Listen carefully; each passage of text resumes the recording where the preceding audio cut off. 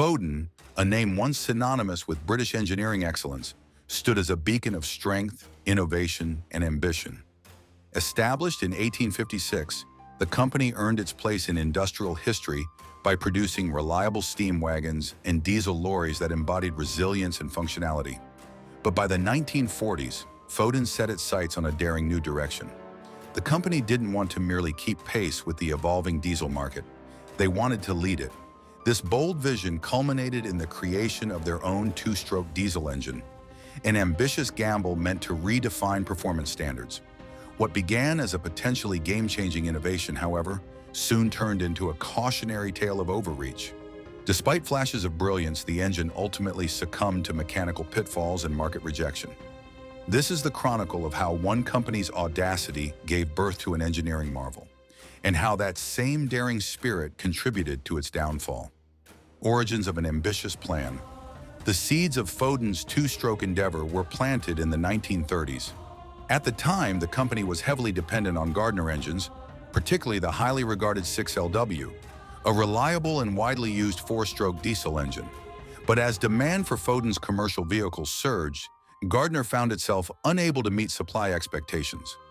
Rather than simply sourcing from another supplier, William Foden, the founder's grandson, saw this as an opportunity to develop something even better. An engine that could not only fill the supply gap, but outperform existing technology. The initial phase of experimentation started modestly, with engineers modeling a single-cylinder test unit after the 6LW's specifications. The prototype bore close resemblance in terms of bore and stroke, 4.25 by 5 inches with a 6-inch stroke. At first, the engineers leaned towards a traditional four-stroke diesel configuration. However, they soon pivoted toward a two-stroke design, hoping to capitalize on the theoretical advantages it offered, namely higher power output for a smaller engine size. They chose a uniflow scavenging system, a sophisticated design that pushed intake air in one direction while directing exhaust gases the other way, allowing for efficient gas exchange. Borrowed from marine engine technology, this method promised improved performance and a simplified engine structure. However, reality didn't live up to the elegant theory. The early prototypes overheated, consumed more fuel, about 25% more than the Gardner 6LW, and suffered mechanical issues due to piston expansion under heat. Despite these red flags, Foden remained committed. They didn't just see the engine as a component. They saw it as central to their engineering identity. Wartime disruptions and post-war revival. Progress halted abruptly with the onset of World War II in 1939. Like many British manufacturers, Foden turned its production capabilities toward the war effort. The factory that had once built trucks and buses now manufactured military vehicles and tanks. Over the course of the war, Foden built more than 1,700 military vehicles and around 800 tanks, contributing substantially to Britain's military infrastructure. Despite the shift in focus, the dream of developing an in-house diesel engine never truly died. By 1941, as wartime pressures began to slightly ease, Foden engineers revisited the two-stroke concept. Realizing that their original design had fundamental shortcomings, they sought innovative ways to address them. This led to a pivotal partnership with Armstrong Whitworth Securities, a firm that had acquired rights to the Cadence AC scavenging principle. This advanced scavenging system utilized pressure waves to dramatically improve airflow and combustion efficiency, exactly what Foden's struggling design needed. By integrating this new approach, Foden hoped to finally realize the promise of a light, powerful, and efficient engine.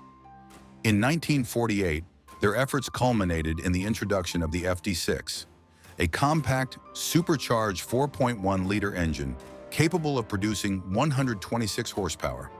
A moment of triumph. When the FD6 finally debuted, it sparked genuine excitement in the industry. Foden incorporated the engine into a range of vehicles, including the FE and FG truck models, as well as PVR and PVS bus chassis. The engine's standout features, its lightweight construction, rapid acceleration, and responsive throttle, won it praise, particularly among urban drivers. In city settings where quick acceleration and maneuverability were prized, the FD6 truly shone. The engine weighed just 530 kilograms, far lighter than Gardner's 6LX, which weighed nearly twice as much. And while the Gardner engine delivered a solid 150 horsepower from its 10.45-liter displacement, the FD6 could generate 175 to 225 horsepower, depending on configuration. On paper, it appeared that Foden had delivered a diesel revolution, but beneath the accolades, long-standing problems were quietly brewing. The cracks beneath the surface. While the FD6 performed well in short-haul and urban environments, it faltered under more demanding conditions. Long-distance trucking, steep inclines, and extreme climates revealed the engine's underlying vulnerabilities. Nowhere was this more evident than in the punishing heat of the Australian outback. There, the FD6 was tested beyond its limits, and it failed. The engine's cooling system struggled under intense heat and prolonged load. Cylinder heads frequently warped or cracked, leading to skyrocketing maintenance costs and significant downtime. The engine also lacked torque at low RPMs, a major drawback for vehicles hauling heavy loads. Below 1,500 RPM, it simply couldn't deliver the power that drivers needed, making it a poor choice for long-haul commercial use. In an attempt to address these issues, Foden launched the Dynamic series in 1962. This included the updated FD4 and a new FD6 Mark VI, which featured a larger cylinder bore and delivered about 17% more power. While these refinements improved performance, they didn't eliminate the core reliability issues that plagued the engine. In many ways, these upgrades only amplified the original design's mechanical frailties. The engine remained quick and nimble, but it was still fragile under sustained stress, making it ill-suited for the heavy-duty demands of the transport industry. Mixed reactions around the globe. Reception to the FD series varied dramatically by region. In Britain, the engine enjoyed modest success, especially in buses. Its smooth throttle response and distinctive engine tone made it popular in single-decker urban buses, particularly those built on the PVR chassis. Drivers in crowded cities appreciated the responsive acceleration and compact design. In New Zealand, the FD6 found a loyal, if niche, following. Operators admired its mechanical simplicity and quirky charm. The engine's unique exhaust note even earned it a nickname, a Singer sewing machine on steroids. There, the FD6 was seen not as a failure, but as an eccentric, lovable alternative to conventional engines. Australia, however, told a different story. Harsh landscapes and long distances proved too much for the engine's limited cooling and low-end torque. Australian trucking companies quickly lost confidence in the FD6. It couldn't compete with the reliability of Detroit Diesel's two-stroke engines, which dominated the market with superior durability and a robust dealer network. Caught between poor reliability and stiff competition, Foden's two-stroke engine fell out of favor, from ambition to obsolescence. By the 1970s, the FD6 was no longer viewed as a viable option for mainstream commercial use. Its continued application was relegated to more controlled environments like generators, marine engines, and industrial machinery, where conditions were predictable and maintenance could be closely managed. While the engine could still perform in these roles, its time on the road was effectively over. Commercial fleets had lost patience. The constant threat of breakdowns, the rising maintenance costs, and its inability to handle the demands of long-haul trucking sealed its fate. In 1977, Foden finally ended production of the FD engine series, marking the conclusion of a 30-year chapter in experimental diesel engineering. This discontinuation reflected broader issues within Foden itself. By the end of the decade, the company was struggling to stay competitive.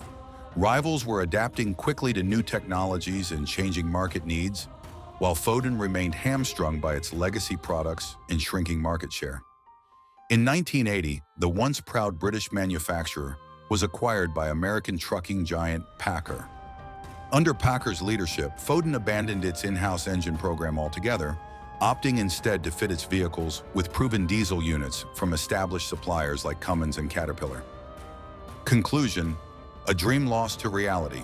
Foden's foray into two-stroke diesel engineering was marked by daring ambition, flashes of technical genius, and ultimately a hard lesson in practicality.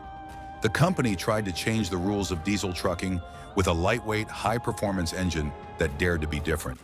But in doing so, it overlooked key fundamentals: cooling, torque, and long-term durability. Though the FD6 achieved short-term success and even a degree of cult status in specific markets, it couldn't deliver the consistency and dependability that the industry demanded. The engine's strengths in controlled urban settings were not enough to outweigh its deficiencies on the open road. In the end, Foden's two-stroke dream serves as both an inspiring example of engineering ambition and a cautionary tale about the cost of innovation untempered by real-world viability. Its legacy lives on, not in the roar of lorries on motorways, but in the echoes of what might have been.